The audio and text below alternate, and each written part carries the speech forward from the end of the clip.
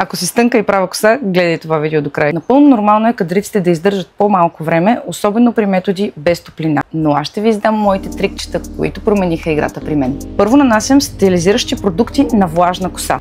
Този волюм ми спрей на кавиар и пяна Flexible Style Sculpting Foam на Paul Mitchell. Харесвам тези продукти, тъй като, както се вижда, не утежняват косата ми и не я правят на клечки. Второто нещо, което правя, е да разделя косата си на сектори, както бих я навила с ролерите. Сектор по сектор оформям с Dyson или щетка и сешуар, каквото ви е удобно, и навивам веднага косата с ролера, докато е още топла. И третото нещо е най-елементарното. Никога не си реша косата с щетка, просто прокарвам пръсти, докато се намести. Бях приела, че моята коса не задържа кадрица повече от час и затова и никога не съм виждала смисъл да я гора. Но тези три неща, които изброих, и комбинацията Dyson плюс ролери ми дават кадрици, които издържат около 4-5 часа. Най-важното е да пробваш и да намериш своя начин. И не се отказвай, ако не стане от първия път, защото когато намериш своя начин, повярвай ми, ще си заслужава.